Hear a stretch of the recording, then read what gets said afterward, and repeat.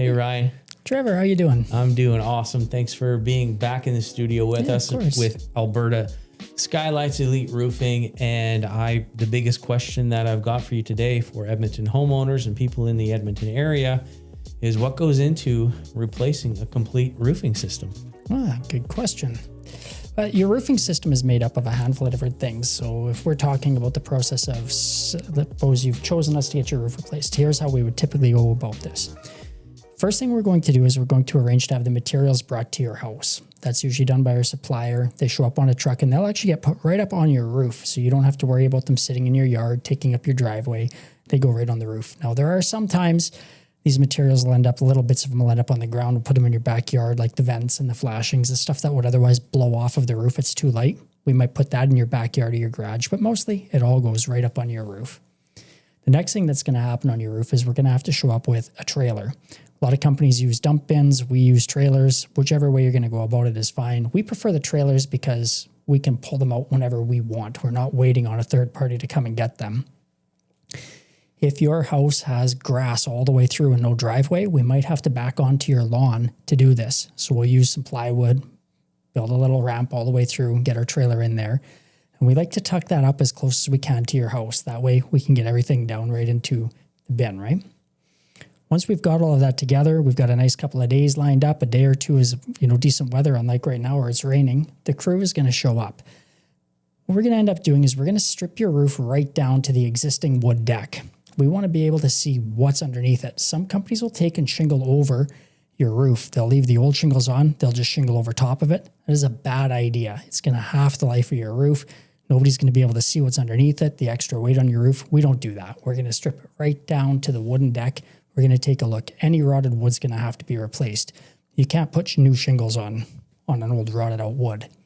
And we come into our first, we'll call it an option. It really isn't for most of the cases, is a metal drip edge. What that is a metal flashing that goes along the eaves and directs the water into your gutters. It's a pretty important flashing and it's not a lot of money. A lot of companies add it in as an extra. We include it in a lot of our packages. It's just such a valuable piece of flashing in there. What that flashing will protect is your fascia board. The fascia board is what your eave trough is nailed to or screwed to. If that board rots out, in order to fix it, we have to take your eave trough off, we have to take your fascia metal off, we have to take your soffits out just to be able to get at that board. It can easily cost $10 to $15 a lineal foot just to fix that one board. It is ridiculously pricey. So that, a couple of dollars for that piece of metal flashing, well worth the investment. The next component that's going to go on your roof is the underlayments, the leak barriers, The leak barriers, you might hear people talk about ice and water shield. We call them a leak barrier. It is a peel and stick membrane that goes on the bottom portion of your roof as well as in your valleys, target patching around any of your vents, under a lot of your flashings, depending on the roofing package that you choose. A lot of companies are using a 44-inch leak barrier, and most of the time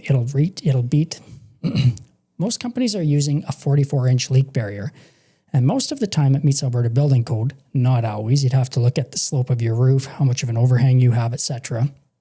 We prefer to use 2 rows of 36-inch. That gets you 6 feet of protection at the eave. If you're going to have ice buildup, you're going to have an issue. That's where it's going to happen, is right above the interior wall. And a lot of times when you look at 44 inches up that slope, you've already ran out of protection. So the 6 feet, in my mind, it's just a no-brainer. We learned that one by having an ice dam on a roof. We had the right amount of leak barrier by Alberta Building Code. It wasn't sufficient. We learned that early on in our Alberta roofing career. Just spend the extra $1 or $2 and put the extra roll on there. It is well worth it. That leak barrier also goes up in your valleys. That's one of the most vulnerable areas of your roof, so we're going to take and protect that there.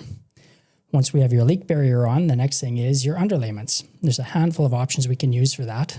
Back in the day, it used to be tar paper. You could literally just take and rip it with your hand. Now we've gone into synthetic underlayments, so it's more like a raincoat for your roof. It's like a tarp material almost. We put that everywhere that the leak barrier doesn't cover. We also have the options to using an upgradable, breathable one. Think Gore-Tex for your roof. We take and put that everywhere we go. Depending on the roofing package, that's going to be the underlayment you're going to get. In your valleys, we have options there as well. We can do what's called a closed cut valley, where we weave the shingles in there.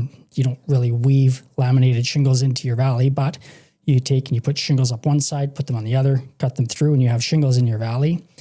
That's kind of the base standard way things have been done. We really prefer to use metal in our valleys. The reason for that is all of the water on your roof is going to gather in those valleys. It will erode. So if you don't have proper valley protection, your roof could be 25, 30 years old. All of your field shingles are looking good, but your valleys are ratched, and you're going to have to replace your roof because of one tiny little component.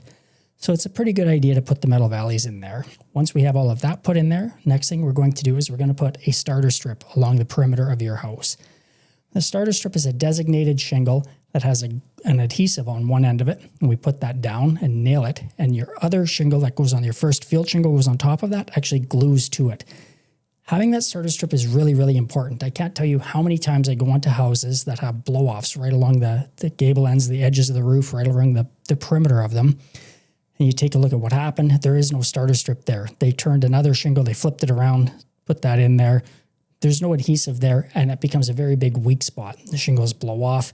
There's only one way to fix that. That's to tear off all those shingles and put a proper starter strip in there. So we're going to take and put that on your roof. There's a handful of sizes and styles, depending on the shingle and the roofing package, but you're going to get a dedicated starter strip no matter what. From there, we're going to use our shingles, whatever color, whatever brand, whatever manufacturer you'd like. We prefer the GAF. We can use anything though. Ico Cambridge is a really good shingle. The one's Corning Durations. Lots of options out there for that. You put your shingles on and you're capping.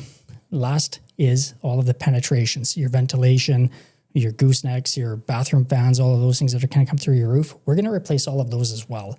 The only one we prefer not to replace is the one that goes through for your furnace, mainly because if we start wrestling that around, something gets disconnected in the house. It's more of an HVAC issue. We might not even know. So unless that is in terrible shape, we're more than likely to reuse it. I very seldom see issues with that flashing. Wow. So there's a lot that goes into putting a roof together. Yeah. It's not just shingles.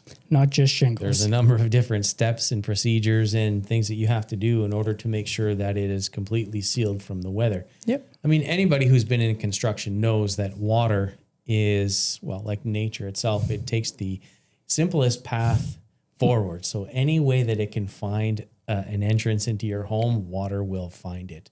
Guaranteed. Yeah, absolutely. Water is very persistent. It will keep picking and picking and picking until it finds a way. A roof that's been on for 8 years, never had an issue. All of a sudden there is an issue. Why did that happen? Water just found a way. It'll erode things. Caulking will break down. Metal components on your roof are going to expand and contract at a different rate than the wood components and the other asphalt components of your roof, and things will separate. All of that stuff needs to be factored in. Trying to do things that are going to be a lot more long-term, such as using a neoprene-headed screw as opposed to a nail and caulking, you can really prolong the life of your roof, but also reduce the maintenance required for it. This is probably why it's a big reason why people should choose a contractor like yourselves, like Alberta Skylights Elite Roofing, because you guys go deeper than just... You've heard it before. People just come up, they show up, and they slap a new coat of shingles on everything and think that that's going to solve the problem. Why does that reduce the life of your roof by half? Well, a large portion of the reason that we call it a shingle over. Whenever you take and you leave the existing shingles on and you put a new layer of shingles over top of it, it's called a shingle over.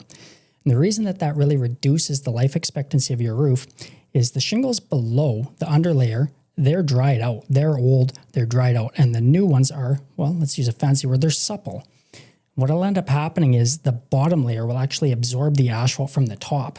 So if we've seen this on more than one occasion, you'll see a roof that has 2 layers on it. You take the top layer off, it looks toast. Like this thing is just dried right out. And you look at the layer underneath it, and it looks like, why did they even replace that? It looks just fine. What's happened is that top layer of shingles, all of the asphalt's gotten absorbed by the lower ones. It seems counterintuitive, but I've seen this time and time again. If you take and you shingle over, you're shortcutting a system big time. You're going to end up losing life expectancy on that second layer of shingles. That's something I didn't know. Yeah. And, well, I mean, if you're going to do something, do it right.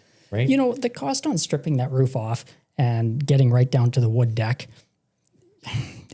sure, it's a little bit extra, but in the long run, wouldn't you want to know?